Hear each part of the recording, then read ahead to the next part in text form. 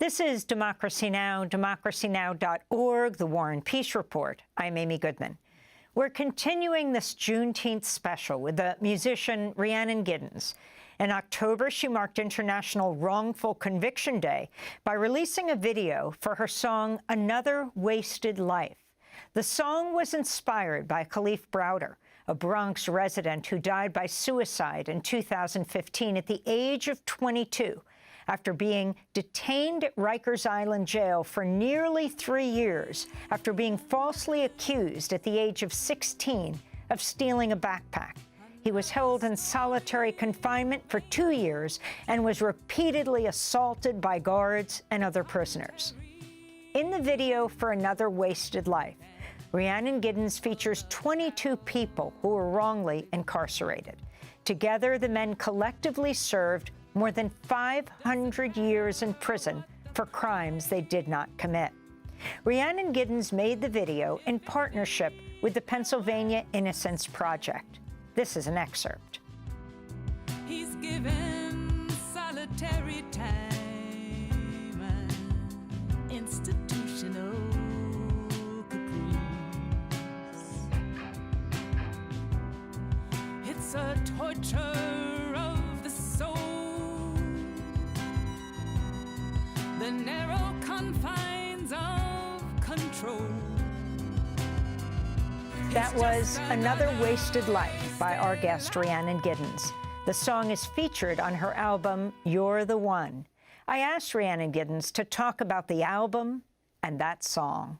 Well, it's an interesting thing. You know, most of my work, you know, especially since going solo. I mean, obviously, the Carolina Chocolate Drops had a mission, you know, of sort of telling the world about Black string band music, of spreading our mentor Joe Thompson's family music around, and just trying to educate about the true history of the banjo.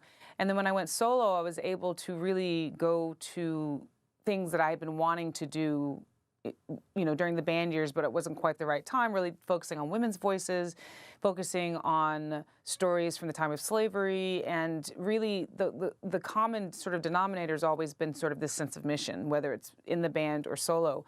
But the thing is that mission is weighty, you know, and I just kind of had gotten to a point where I was like, I kind of feel like if I keep going with, you know, on this trajectory, I'm going to burn out, and then I'm not going to be of any good to anybody. So it's time to kind of take a turn for a second and explore other parts of my artistry.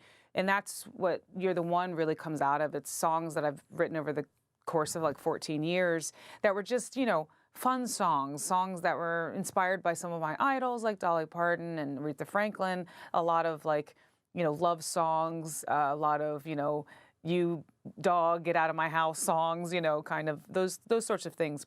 But I really can't leave the mission behind even for this record. So I also really wanted to include Another Wasted Life, which I had written, you know, after reading about Kalief Browder some years ago, and had sort of put into a book and kind of went, okay, like when it's the right time, I'll know what to do with the song.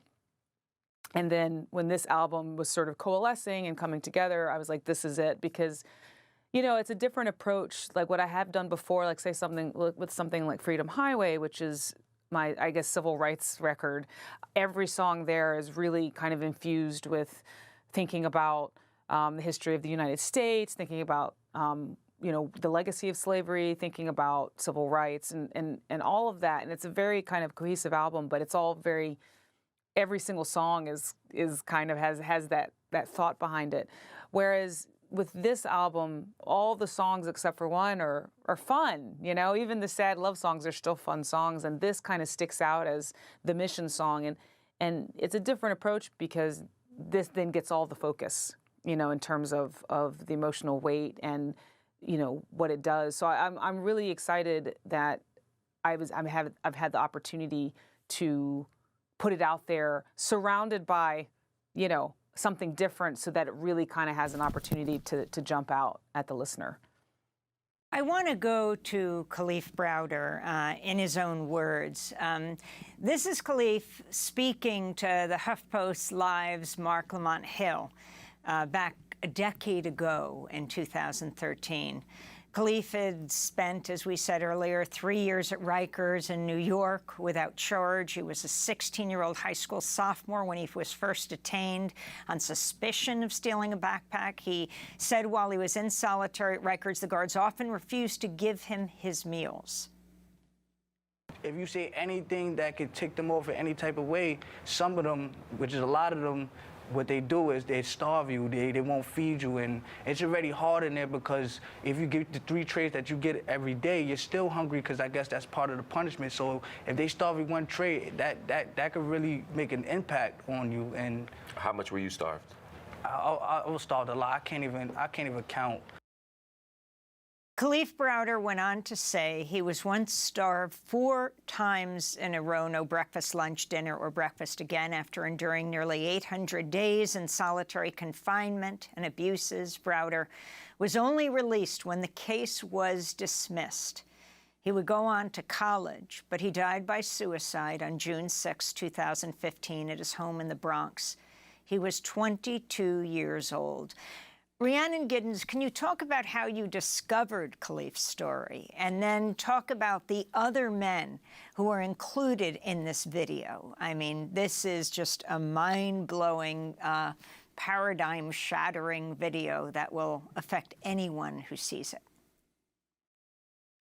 Well, I'm not sure, to be honest with you. It must have been a news story, you know, a news item or something like that, where I just read the whole thing. You know, it was obviously after he committed suicide, because that's the thing that kind of got me. You know, it was not only how he was treated, you know, an innocent teenager put through the system in such a brutal way, but it's the fact that he, you know, the transition back into the war. I mean, who knows what was going through his mind, but obviously, like, it changed him, you know, and I just felt like his life was stolen from him. Not only the hours that he had to spend inside enduring what he had to endure, but also the hours that he never got to live, you know? And I feel like that just kind of went all over me, and I just sat down and wrote it. So when the opportunity to do You're the One and have it to be sort of a big album, you know, that None Such was, you know, my label was putting a lot of resources behind the record, so to be able to put Another Wasted Life on there, I knew very early on that I wanted to do a video. You know, videos these days are really kind of, unless you're like a huge megastar, they're almost not worth the money that you put into, because, like, how do you get them out? And people don't even see them on social media half the time. And so it's really hard to justify making a video a lot of times these days. But I knew that that's what I wanted to make a video for, was Another Wasted Life. And I also knew, after we started working with the Pennsylvania Innocence Project, that I wanted to center the men who had been exonerated. I wanted to center these guys, you know, because we can't center the people who are still in prison because we can't reach them. So I knew that I wanted to be decentered in this, and just enough in to make the connection. I knew that right away. And so when we reached out to the Pennsylvania Innocence Project and said, this is kind of what we want to do, and they were just really great, and sent that around to some of the guys that they have freed, because they've been working so hard to free innocent men who are in prison. And 22 guys reached back out and said, yes, we'd like to be a part of this. And we took, you know, a day, and we filmed the video, and it was just like, it was such an experience to be there and talk to these guys, and like all of them were like, we are here for those who are still in. We are here for those guys who are still in cages, thinking that nobody cares about them. And so many of them were like, man, we're just so grateful that people care. We're just so grateful that you're doing this. And I just kind of like, I was sitting there going, well, it's like literally the least I can do. Like literally, you know what I mean? It's just like, it's such a skewed thing that there's clearly not, they don't feel like people care. Because I'm sure in their experience, a lot of people don't care, you know? And the fact that there are these innocence projects full of people who do care is wonderful, and that I'm doing my little tiny mite, you know, to raise awareness. But it's like, that was the thing that hit me the most, is like just the sense of hopelessness that they would talk about being in prison, thinking like nobody cares that I'm in here, and through no fault of my own, you know. So they were just incredibly generous with their time, and I'm just very proud of that video and everybody who volunteered on it, from the directors and the people who donated money so that it could happen. It was everybody just really came together to make that happen. And if nothing else happened with this record, and that was it, I would be incredibly proud of that. Well, And I I mean, am. your song, I think, is also so powerful, as you say, because it was inspired by Kalief. And I hate to do this to you, but much worse, I hate the idea that this happened. But I wanted to go to one more clip. Maybe it's the world's saddest clip. Again, this is that decade-ago interview with Mark Lamont Hill. Kalief was talking about his suicide attempts at Rikers and his efforts to get psychiatric help. I would say I committed suicide about 5 or 6 times. Okay, you attempted suicide 5 to 6 times? Yes. While still in prison? Yes. Wow. And I tried to resort to telling the correction officers that I wanted to see a psychiatrist or a counselor, something. I was telling them I need mental help because I wasn't feeling right.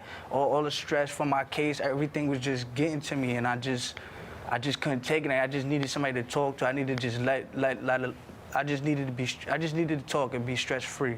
But the correction officers, they didn't want to hear me out. Nobody wanted to listen. That's Kalief before he ultimately did take his own life. Of course, again, he was never convicted, and he was released, went to college, but couldn't survive beyond that. Rhiannon, as you listen to Kalief and have your own 2 kids, as you try to give them hope in the world, your thoughts and how you transform these stories into music. Man, it's tough, you know. I mean, first off, you know, to be perfectly frank, my children are white presenting. So I have a son, he's 10, and I know that he's not going to go through a lot of the things that black men go through in America. So I don't even pretend to know. You know what I mean? To even think, my sister, like, I've been through so much kind of watching my sister, you know, because her son is black, and he's my nephew, and he's amazing.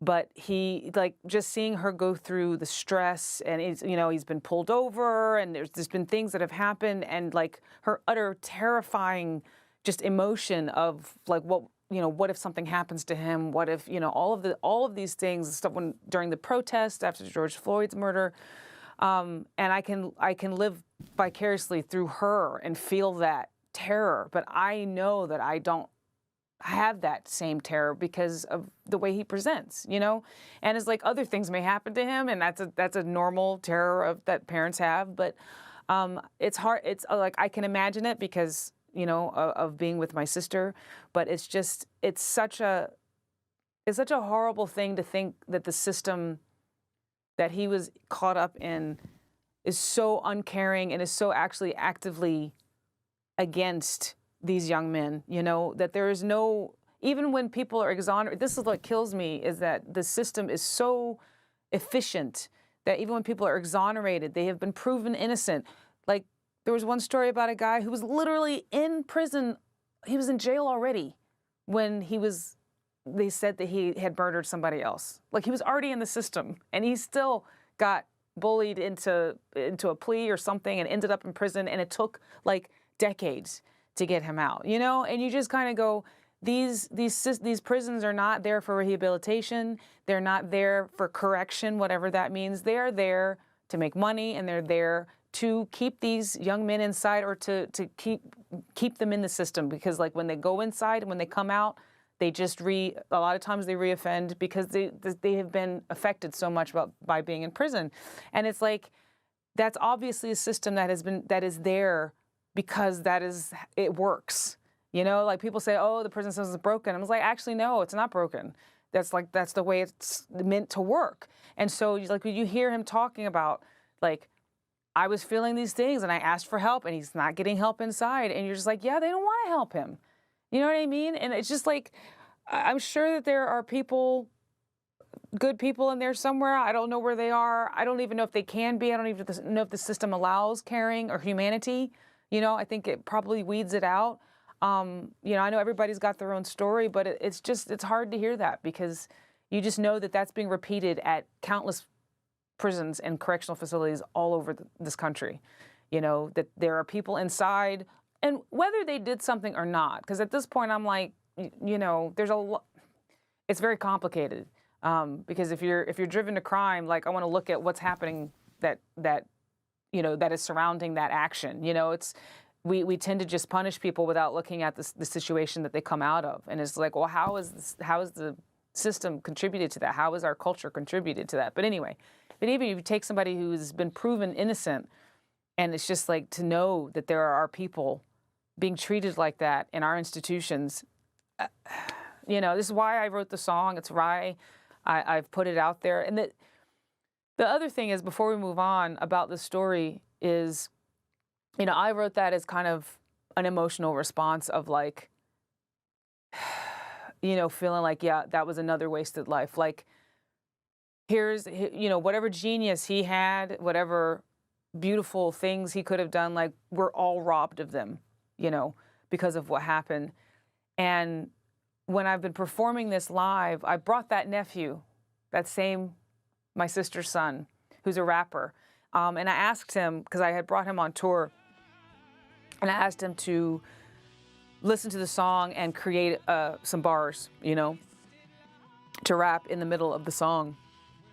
And he came up with this beautiful thing, because I wanted, he's like kind of staring down the barrel of a gun, you know, by being a young black man in America. Like, so I wanted his voice in this song. It's important for me that it's not just about, like, what am I saying, but I want to be either a catalyst or a framer or, you know, a platform for somebody else, you know?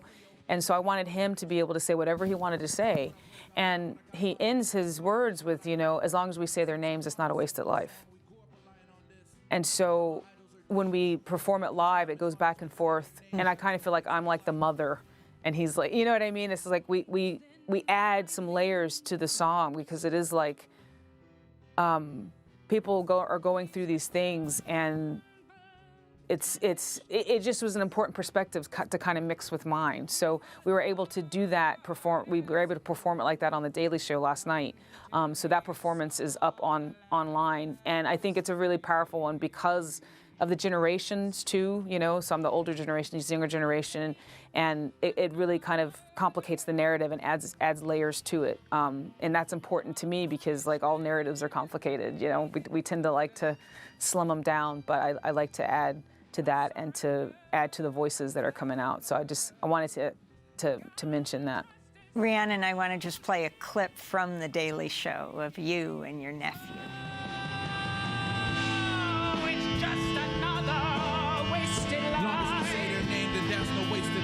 That is no wasted life. It's just another wasted life. Long as we say their name, that that's no wasted life. That is no wasted life. It's just another wasted life. That was Rhiannon Giddens, the Grammy and Pulitzer Prize-winning musician. Her new album is titled You're the One.